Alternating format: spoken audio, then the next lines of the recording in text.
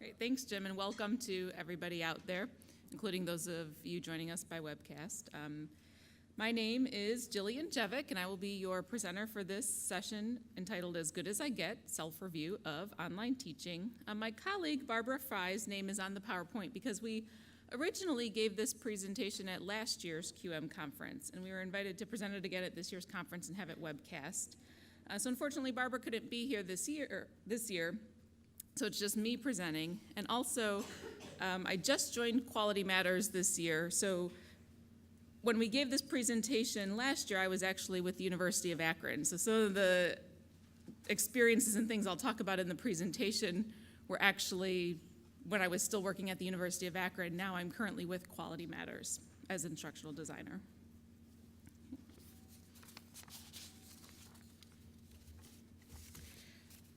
There we go.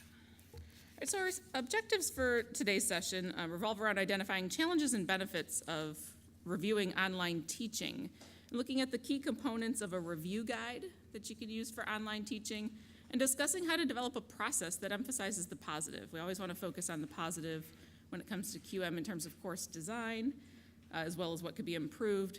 And when we look at doing that same thing in teaching, what can we do with that process for delivery?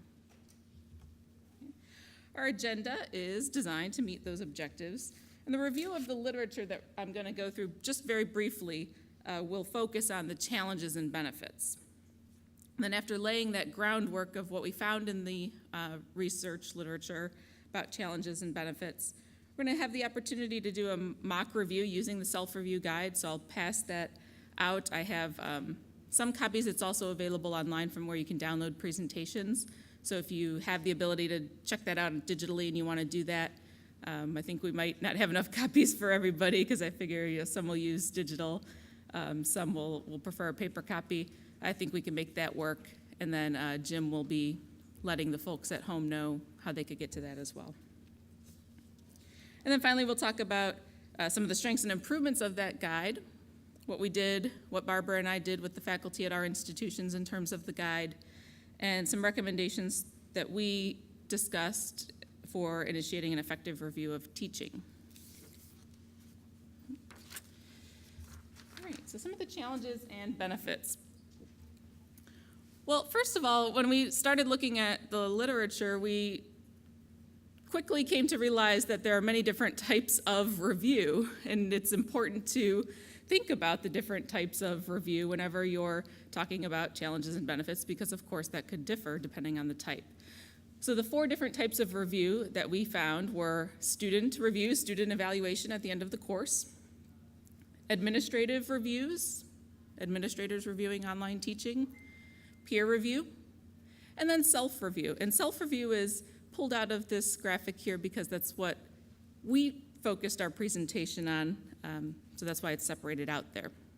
But all 4 of these together give us a multiplicity of information we can use about the course, so it's a good idea, I think, to try all of these in some way.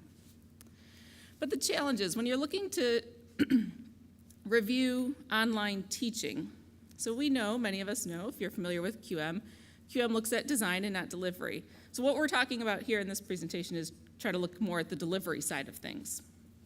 Because if you're using QM, you've already got a good foundation in place for design. Many people are looking for now, how do we do delivery? And one of the key challenges that we found repeated throughout the literature themes were that you can't just take your face-to-face evaluation instrument and plop that into the online environment and expect it to always work. Certainly there's going to be some things that apply across the board, good teaching being good teaching, but there are some things that you might have to reconsider and make sure it makes sense for an online environment. As always, getting faculty buy-in is a challenge. How do you do that? And certainly one way might be to get them involved in the development of the instrument that they're going to be reviewed with. Doing the process efficiently can be a challenge. And I want to know if there are other challenges that you've experienced. For those of you out there in the audience or at home, you can type in on the chat.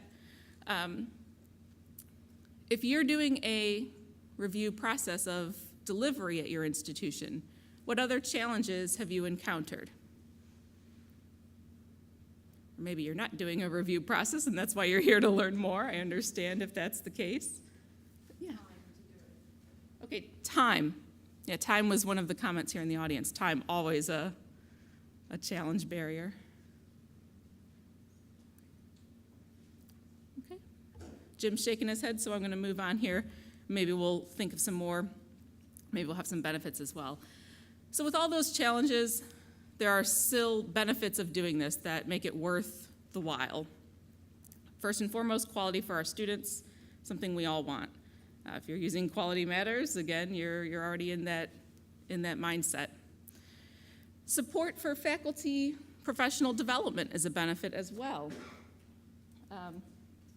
The review process can be a form of faculty professional development, as we know from QM. One of the other interesting themes in the literature was that the process can help educate the institutional community about online learning, what it is, what it isn't, how it's different from face-to-face learning. And for folks that might be newer to online learning, that's a good way to start a conversation at your institution. And then, of course, demonstrating quality to your accrediting agencies, very important. One reason to do evaluation and review of online teaching. Anyone have any benefits, other benefits than that they wanted to share if they've done a process of evaluating teaching at their institution? All right, we'll continue on. Actually, I apologize. One thing I did want to talk about that I found interesting in the literature. For newer faculty, if you're trying to gain buy-in, newer faculty may actually be more receptive to a review process than, I think the actual quote from one of the articles was, more seasoned faculty, because the newer faculty see it as professional development. They see it as a way to help them learn about teaching because they may not have had that instruction in their PhD programs when they became PhD and started teaching for an institution. So they may see that as like helpful resources and a way to learn more about teaching that whereas more seasoned faculty in this particular instance, the study that we looked at, felt that it was more of an evaluation process. They thought they were getting looked at. So I found that kind of interesting and perhaps a way you could try to spin it at your institution to encourage folks to get involved. Take hold of those newbies who are looking for help. Okay. So the self-review guide that I'll be handing out here in a moment, or if you're wanting to get online and start looking for it at the website where the conference presentations are located if you want a digital copy. It's organized according to Chickering and Gamson's 7 Principles of Good Practice in Undergraduate Education that you can see listed here on the slide. And a little history of how I came involved in this project. I was first introduced to the guide by Barbara, my colleague who couldn't join us today, and she discovered it as the peer review of online teaching at the 2011 EDUCAUSE conference. So Barbara was at the University of Pittsburgh, and she adapted that focus from peer review to self-review. They found that that was going to work well for them at their institution. And then she asked me if I would be interested in doing a small study with her to look at this guide and see if it could be improved. Barbara's a really fantastic lady to work with, if any of you know Barbara, so of course I said yes and jumped at the opportunity to work with her. And as a result, we did this really small study on both of our institutions where we gave the guide to different faculty members we worked with, and they agreed to participate, and we asked them to provide us with feedback on the instrument. So they completed the instrument for themselves, did their own little self-review of their own teaching, but we weren't interested in what they said about themselves and how they taught online, not so much. We certainly talked about that with them because we had relationships with these faculty members as instructional designers, working with them to design online courses. So we had a conversation just because. But we were more interested in what doesn't quite fit in this guide. How could it be adapted and improved and work better for online learning? So right now, I'll give you a little bit of an opportunity to take a look at the guide yourself. So really, right now, I'm just asking you to look at the guide, think about it, and how you would use it, if you were reviewing yourself for a course you're teaching, or if you were working with maybe faculty members, if you're an instructional designer type working with faculty members, how they would respond to it, how it would work on your institution, and if there's any questions or comments for further discussion. So you'll have a little bit of time to do that. Yeah, that's a good question. And the question is, when you do a self-review, you tend not to be as critical of yourself as you would if you were looking at somebody else, because my first thought is that's why, I do think peer review is good, and at the end, Barbara and I kind of came to the conclusion that it might be good to start with the self-review process just to get folks thinking about it and make it not as intimidating to start with the self-review. And I think self-reflection is very important too, and working with faculty, maybe a possible avenue would be to design some kind of training as an instructional designer. I tend to like designing training, of course, to show faculty how it's okay, and setting that culture that it's okay to note something isn't done as well, and be that you're not doing something as well as you could, and then let's go figure out ways to make that better.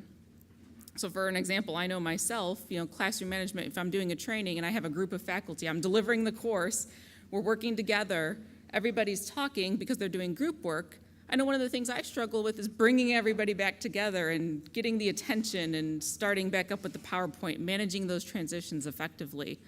So in my sort of self-improvement plan for my delivery there, I might go out and research different ways, different management techniques, talk with colleagues. I talked with a couple at lunch actually about this very topic and said, hey, what do you guys do? So creating the culture where it's okay to be critical of yourself but I know still everyone has that self-bias. Trying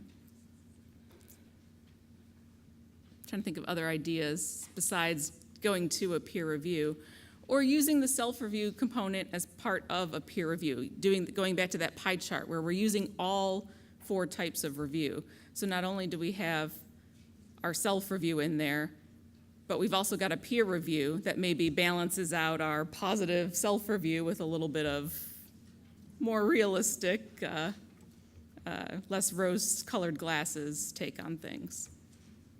So the question was, why not use the course worksheet that Quality Matters uses if the institution's affiliated with QM? And by course worksheet, do you mean what the faculty member fills out before the review starts? Yeah. Anybody use that internally? That's, it gives a lot of the information. The course worksheet is more of an informational piece where the faculty member provides information about the course. Some of it could be in some ways a self-review, but what your comment made me think of is something that I was going to mention a little bit earlier, but I might mention right now because it's so appropriate, is the MyCR. Have you heard of MyCR yet? Okay, in the conference, maybe either before the conference or you might have heard more about it now. Jim, if you want to push out the link to MyCR now, I'll go ahead and bring that up because it's relevant at this point. It was in my PowerPoint presentation later, but MyCR stands for My Custom Reviews. It's a new online tool exclusive to QM subscribers, as you can see here on the website. You can if you go to QM's website and search for MyCR, you'll come up with the first link. It's the quickest way to get there, I think. My Custom Reviews. And it lets you pick and choose from QM standards, use your own or both. So you can set up a rubric in the MyCR system that uses some or all of the QM standards or none. It's a custom review system. So you could potentially put something like a self-review guide, like this guide, or one of your own that your institution has developed into MyCR and use that to conduct your reviews, and that would help with the efficiency piece because it's a tool already developed. It's based on Quality Matters Course Review Management System. And that tool includes a course worksheet like Paula was mentioning because it is built on the Course Review Management System. It mimics it in just about every way. So you can put in that course worksheet, and I believe, I don't know as much about the whole technical things, I could hook you up with some people that would be able to tell you more if you are very interested, but you could perhaps customize that course worksheet as well to ask some more questions of a self-review and then use the tool for peer review. There's a lot of flexibility, that's why it's called custom and all of that. So that is something that came to mind when you mentioned that, that you might do. Jillian, aren't you trying to cross over into teaching more than just how the course is designed? Right, so you, some folks are using MyCR still for design and maybe pulling out just the essential standards. You can also, though, build a whole rubric in there from scratch yourself if you'd like, and you could put in a delivery rubric. So either this one, something like this one here. But as far as using this, your guide versus Mhm. the other, I think was the question originally. Oh, Why why would you? just use that? So I think your model is having us cross over into teaching review as well. Yes, yeah, the comments, yeah, but crossing over into teaching review as well. Yeah, we're trying to look at delivery. And it is a fine line, as QM notes in its workshops, that the design and delivery, it's hard to separate sometimes, and I think we'll maybe talk about a little bit of that when we look at the tool here. Where does one end and one begin? It's very difficult to separate those out, and that's a conversation that I think, some institutions might have. And what does that mean for an online course? If your supervisor comes in or your dean or whoever does the evaluations for your face-to-face teaching says, okay, I'm going to come into your classroom once a semester. All right, is Tuesday looking good for you? Okay, you're at 11:50 to such and such a time. You're in room ABC. All right, I'll be there. They sit there at the back of the room. They take some notes. They have a form maybe for their face-to-face evaluation. And that's how they evaluate a face-to-face class. But what does that mean online? Okay, so I go into the learning management system if I'm doing like an administrative review or even a peer review. Now I'm looking at not just one class session. Do I look at one module? Do I go in and look at one discussion forum and how the instructor has interacted with the students in that discussion forum? Because of course QM doesn't look at those interactions on the forum itself, just looks at the design of the forum. So these are some of the questions that, if you're looking to do review at your institution, could come up. So if you did have a face-to-face tool at your institution, raise your hand if you have a face-to-face tool at the institution, or give a check mark on the webinar if you have a face-to-face tool already. A couple of you have a tool that is part of evaluation. You might put that into MyCR as a starting point, but then as we saw in the literature, look at that with a critical eye and think about how that's going to apply in an online course, whether it'll work or not.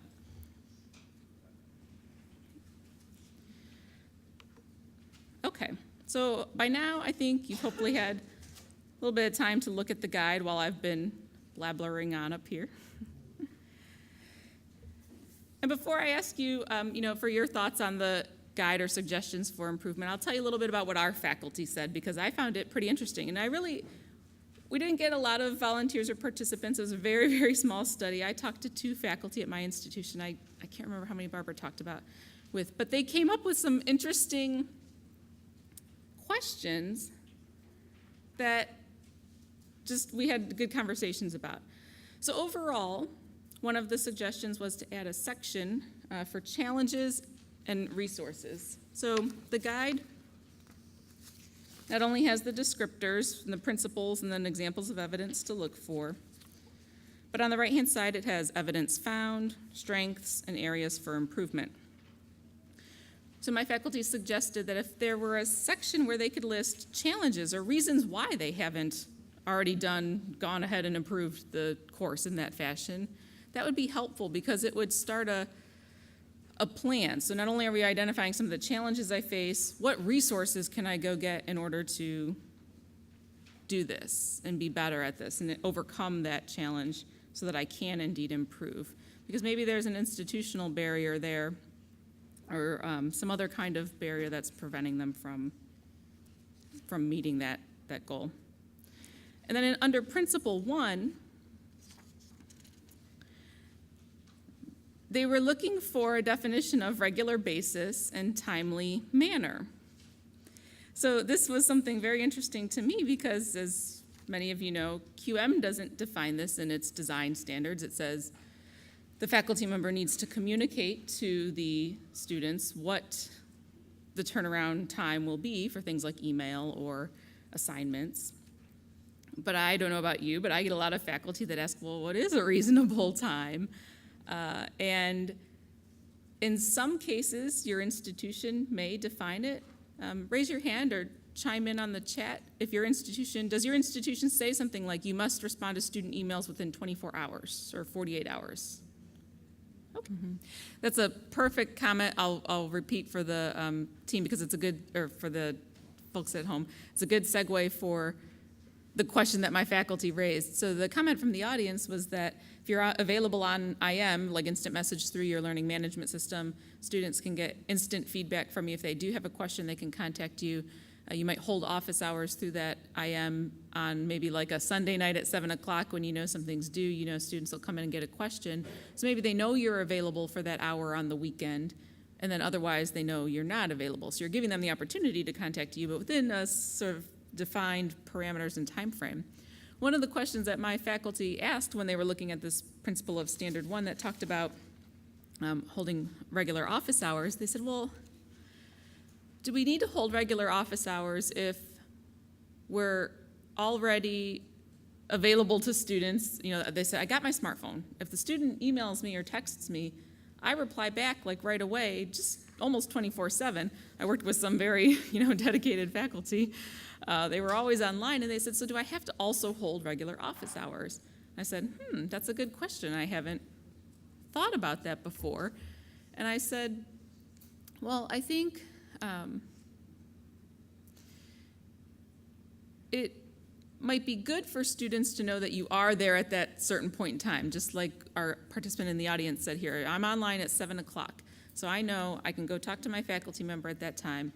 And maybe if I'm a little bit afraid of texting my professor, I know some of you are like, they text me all the time, they don't ever stop texting me. But, I would feel kind of weird texting my professor. I would feel shy. I don't want to bother anyone personally. But if I knew they were going to be online at 7, I might jump on and ask my question. So it might be a good way to reach students through that fashion. But at the same time, I understand we've all sat there in face-to-face office hours and had no one show up. And it's a total waste of time, unless you're doing something else at the same time where you can respond to those IMs, but you're working on something else at that same time. So that was something I hadn't really thought of before, and we've got some hands raised, so I'll see what the audience thinks. Hand, I think, raised back there. Thank you, Krista. You were talking about office hours and or being available to your students all the time.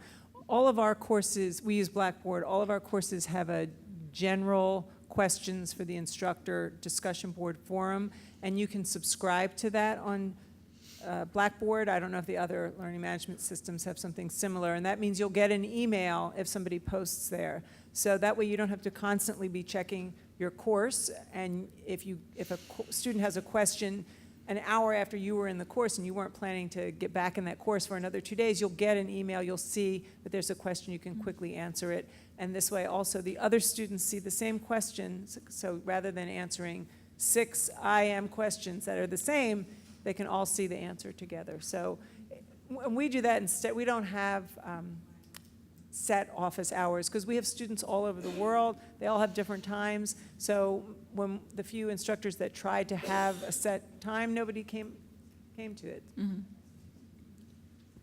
Great. Okay, well, if you have more thoughts, you can feel free to share. We have just a couple more slides to wrap up towards the end of the session here. In terms of developing a process to actually implement something like this tool or another tool, maybe that you're going to develop on your own or use a tool that you've already got but applied to face-to-face courses. So some of the process recommendations that Barbara and I discussed when we were talking about this presentation and just talking about knowing our faculty, knowing our institutions, knowing how many of the rest of us are dealing with different things, involving faculty in customizing the guide and outlining the review process, always getting your faculty involved asking them what makes sense. That's one of the reasons we tried to go to our faculty and get some feedback on the guide, what might be useful to them. Emphasizing the continuous improvement piece, I think, is very, very key. Sometimes you'll see, administrative review, the administrative piece of the pie always feels very final, and that's an assessment, but continuous improvement with self-reviews or peer reviews would be useful. And the professional development component, like I said, if newer faculty are looking for help, jump on getting them involved and see if that will help pan out well for you.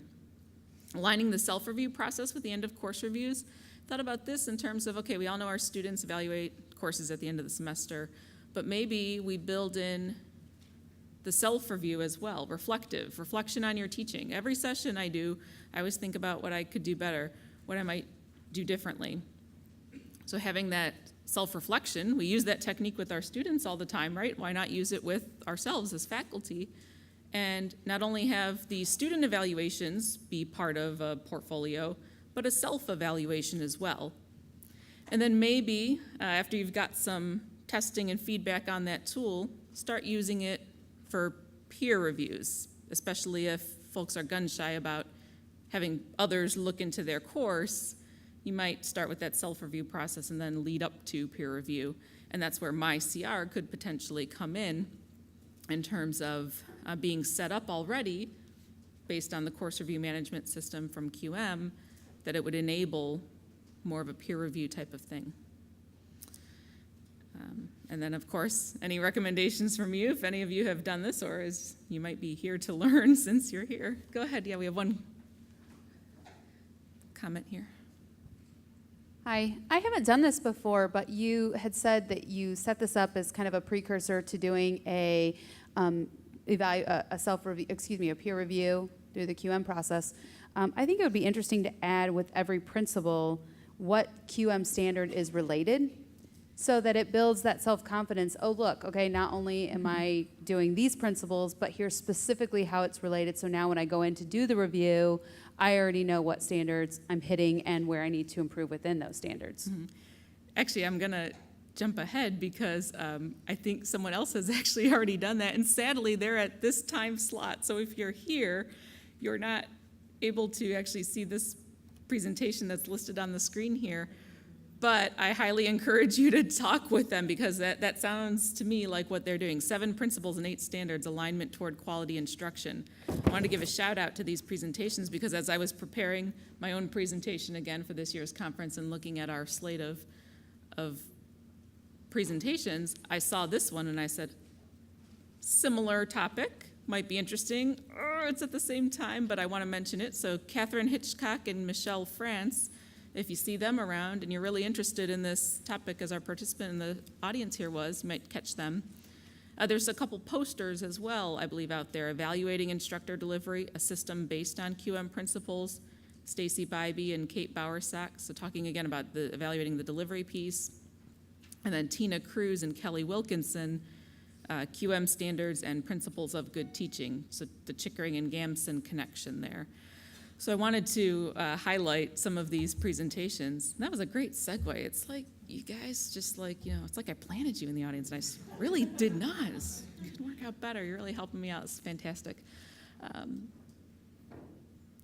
Many presentations here, at least 3 related to this topic. If you're interested in more, you can see what other folks are doing because we all do everything a little bit differently.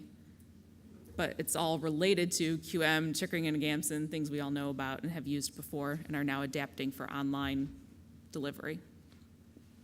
Jill. Well, I really like what you've done here, and I would probably just try and take it a step further if I were going to implement it for my institution, and in the sense that I think we don't always know what we don't know. So for a faculty member to go through and self-evaluate, they may not know all the options that are available to do an introduction. They might just use a little news item or something that says, hi, my name is, Jill or whatever. And if we could add somewhere on here, like the annotated rubric does for the standards and design, and give them ideas, maybe even specific to your institution. So like say, StudyMate could be used for this, for student engagement. Panopto could be used for lecture capture, and we do video introductions. And so give them some ideas, because they may not know what they're missing that is available. That's a great point, and I like that idea that you could almost build in like tutorial and a training. The document itself is a training piece where you could link to Panopto's website, or the university's website that has information about how to get started with Panopto and who to contact to get started with Panopto lecture capture system, or the other tools at the university that maybe that university subscribes to and is trying to get faculty to use, because if they don't use them, then they might go away, and we want to keep those tools available so that we can use them just for these purposes. And showing that connection, building that into the diagram, to the table is a great idea.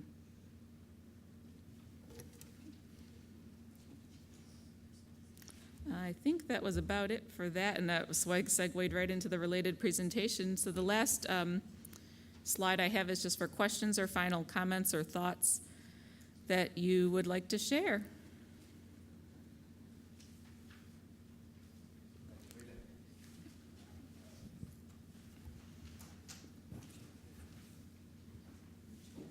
Is there a rubric that you guys have come up with when faculty are doing the self-review, as far as that you use? I mean, I saw some of the comments that you provide in terms of the self-review, but is there like a rubric, or is there like a scoring method when faculty are trying to do that self-review? And if you wouldn't mind maybe discussing that, if that's something that you guys have considered? Sure, yeah. We didn't get to that point with it to develop our own. There are a few out there online that other institutions have used for delivery of teaching. Barbara and I didn't get to the point where we developed it to an actual rubric of levels of different performance, so I can't speak to that too much. Does anyone in the audience actually have a rubric for the face-to-face evaluation, or is it more of a checklist, or do you have an actual rubric that you've done for your online? We didn't have too many folks doing that, so.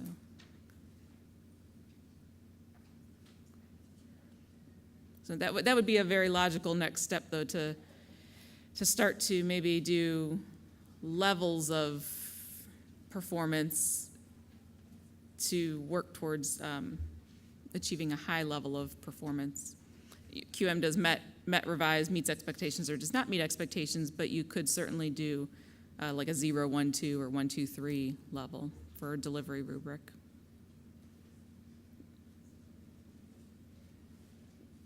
Okay. This is awesome, thank you. Yeah, I think at the bottom, the original site and where it came from originally is on, the information is on there. As I said, I learned about it from Barbara, who learned about it from another conference, so I think that shows the power and benefit of conferences. I'm glad we're able to share it with you, so you do have a takeaway. If you do have any questions, you can reach me at jillian.jevack@qualitymatters.org.